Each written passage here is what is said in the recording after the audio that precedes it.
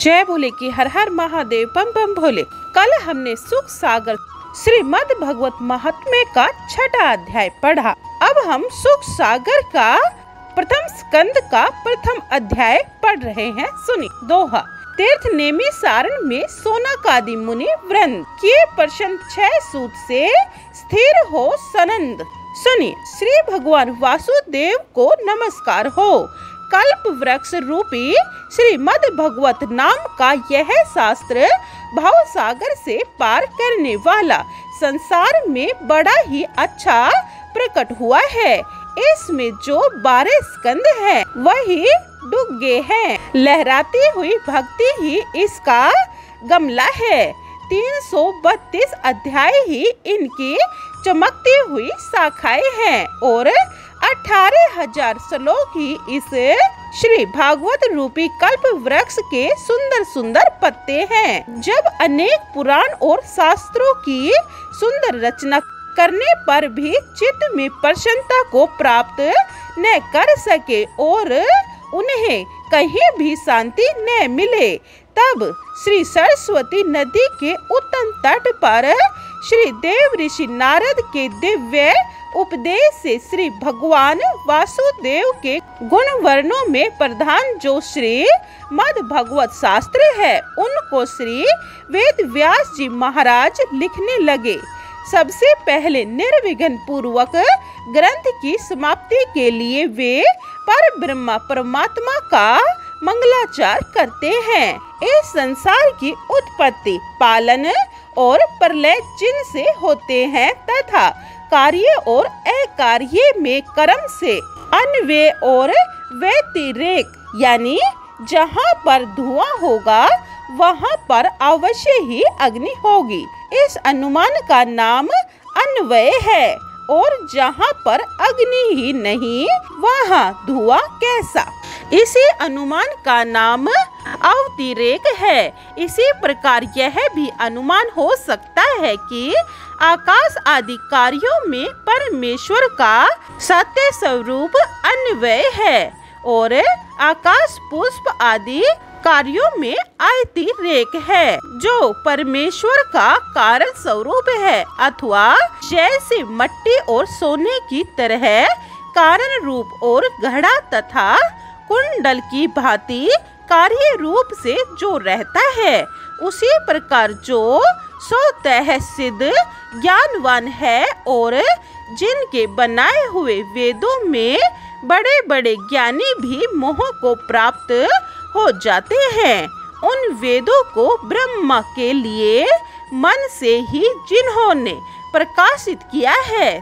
तथा जिस तरह से तेज में जल की वृद्धि और जैसे मट्टी में जल का भ्रम और कांच आदि में तेज का भ्रम, उसी प्रकार जिस भगवान के सत्य स्वरूप में माया के गुण पंच महाभूत इंद्रिय देवता स्वरूप सृष्टि मिथ्या होती हुई भी सत्य जैसी प्रतीत होती है और जिन्होंने अपने तेज से अज्ञान अंधकार को दूर कर रखा है, सर्वज्ञ सत्य रूप परमेश्वर का अपने शिष्यों के सहित हम ध्यान करते हैं।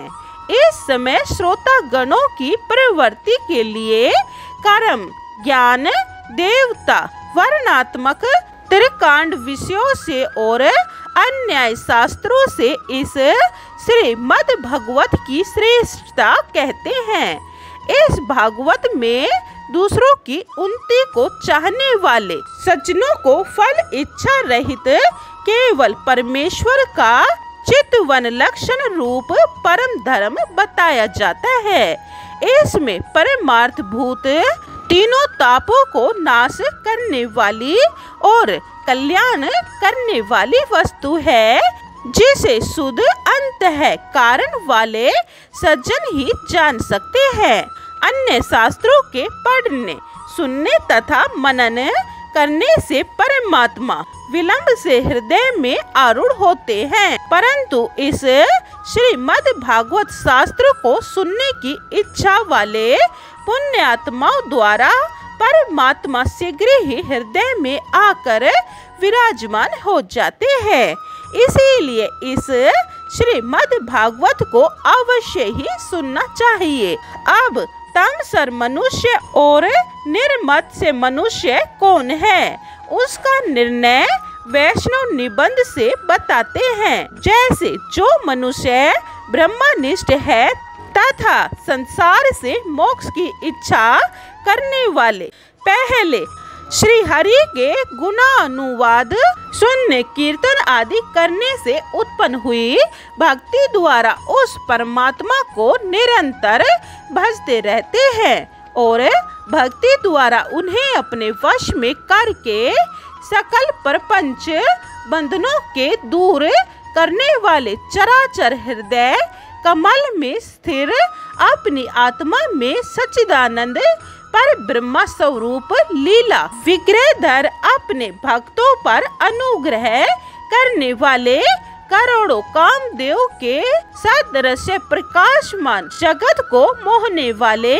शरणागत के कष्टों को दूर करने वाले भगवान श्री हरि को प्रेम से पूजते रहते हैं। सब ब्राह्मण स्वरूप है, कोई अंतर नहीं, ऐसा समझकर जो सबों को ब्रह्म रूप ही देखते रहते हैं, वे निर्मत से संग है और दुष्ट मनुष्य हरि के पूजन भजन से दूर रहने वाले पाप कर्मा मत्सर मनुष्य होते हैं।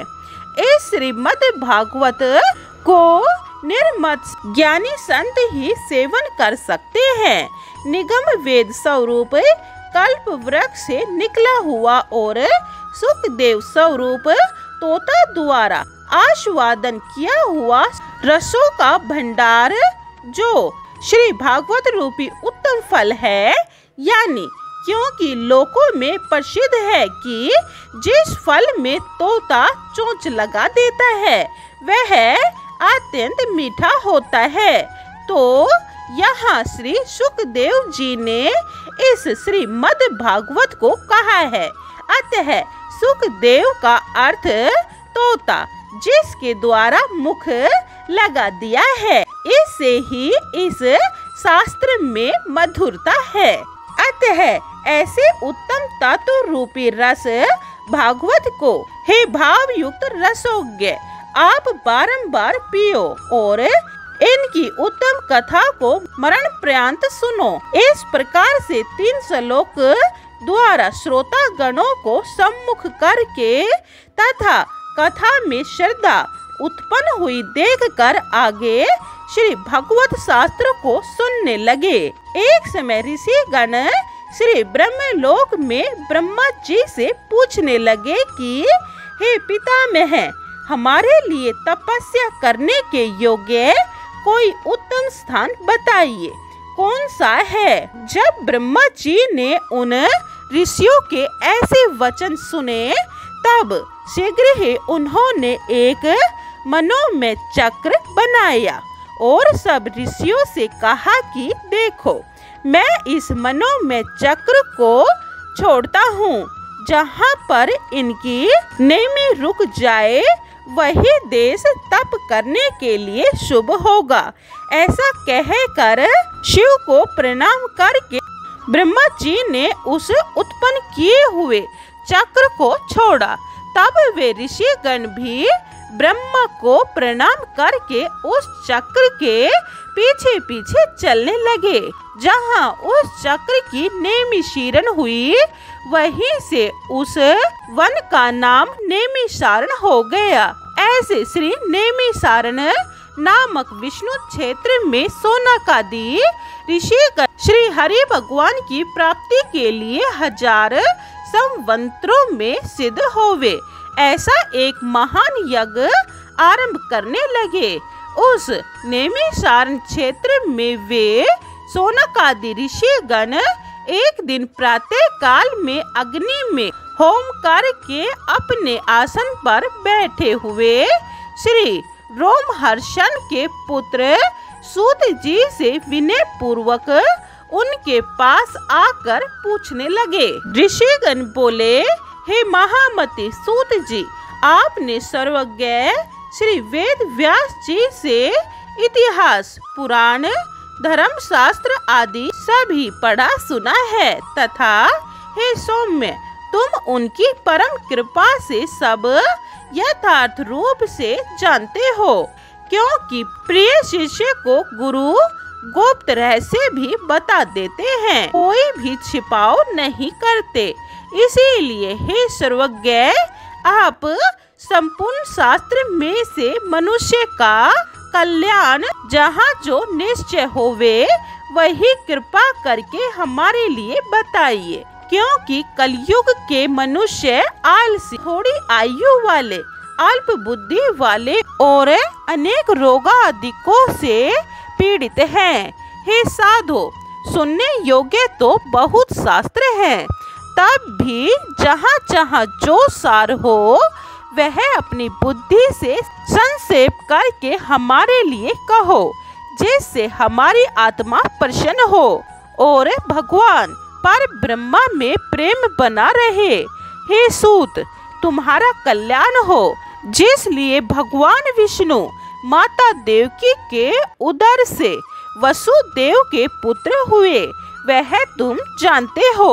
उनके परम पवित्र चरित्र आप हमारे लिए कहिए, जिस भगवान का अवतार प्राणियों के कल्याण के लिए तथा वैभव के लिए ही सर्वदा होता रहता है, जिन भगवान के नाम स्मरण करने से मनुष्य संसार के बंधन से छूट जाता है, जिनके नाम से यमराज भी भय प्राप्त करता है, जिन भगवान के पदों का मनुष्य सहारा लेकर जीवन मुक्त हो जाता है और मुनिगण चरण कमलों के दर्शन मात्र से ही पवित्र हो जाते हैं तथा परम पद को प्राप्त होते हैं। श्री गंगा जी का जल तो बहुत समय तक सेवन करने से पवित्र करता है।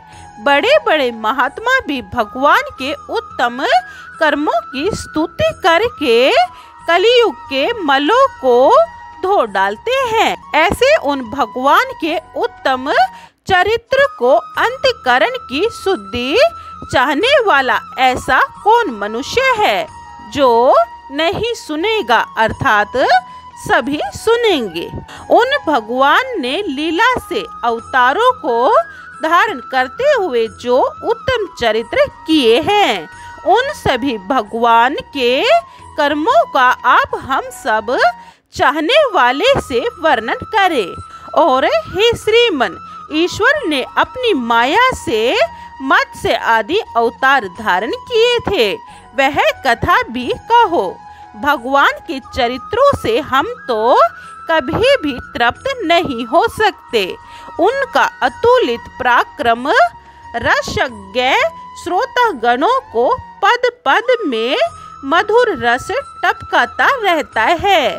लीला से ही मनुष्य रूप भगवान केशव ने बलराम के साथ संसार में जो जो चरित्र किए, जिनको संसार में कोई और नहीं कर सकता, उनका स्पष्ट हमसे वर्णन कीजिए।